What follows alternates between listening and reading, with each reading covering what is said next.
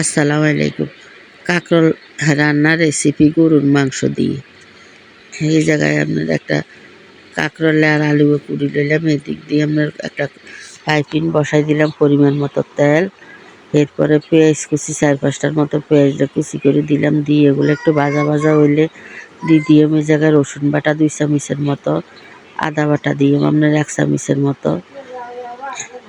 এরপরে এগুলা ভাজা হইলে মশলাটার গন্ধ গেলে দিয়ে আমি জিরার গুঁড়া 2 চামচ। এরপরে দিলাম আপনার ইয়ার গরম মশলার গুঁড়া, 7-8 পদের মশলা একসাথে করে গরম মশলা করেন না গুঁড়া।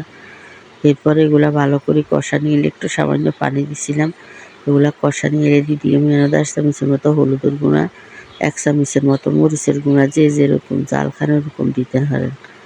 এরপরে আপনার এগুলারে এই জায়গায় দিয়ে কিছু তেজপাতা আর কয় টুকরা দারচিনি দিয়ে এগুলার আপনার মশলাটা আবার ভালো করে কষানি হয়ে গেলে কিনে গরুর মাংসগুলা দিয়ে গরুর মাংসটা দেওয়া হয়ে গেলে কিনে এগুলো ভালো করে এবার আমি লাড়ি সারি এগুলো রেডি করে লইয়ে মশলাটা মিক্স করে নিলে পাতিলের তলায় লাগিয়ে যাইব।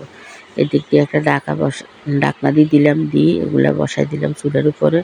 একটু পরে ঢাকনাটা উল্টাই আবার এগুলা লাড়ি ছেড়ে দিয়ে আবার ঢাকা দিয়ে রাখি দিয়ে আবার ঢাকাটা উল্টাই। এরপরে ধুমার লাগিয়ে আপনার ভিডিও করন যায় না, ধুমায় আপনার হয়ে যাবে। এরপরে এগুলারে ভালো করে কষানি হয়ে গেলে দিয়ে আমার জায়গার মধ্যে আলু আর আপনার আলু আর কাঁকরোল দিয়ে দিলাম। দেওয়ার পরে এগুলারে সবগুলো আলু কাঁকরোল দিয়ে এরপরে এগুলারে ভালো করে আপনারা উতরে লইয়ে কষাই লইয়ে কষানটা অনেকজন তো অপেক্ষা করি। কষানি প্রায় রেডি হয়ে গেছে, এবার একটা লাড়া দিই এগুলার মধ্যে। এবার জলের পানিটা দিয়ে জলের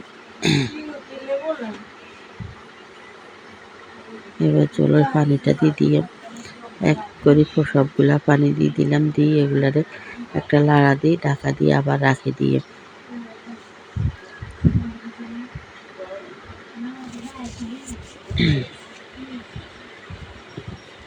এরপরে ঢাকাটা উল্টাই আবার এগুলার একটা লাড়া দিয়ে ধুমার লাগে কিছু বোঝা যায় না, ভিডিওর আগাগোড়া কিচ্ছু ভাল লাগে না এইভাবে করতে।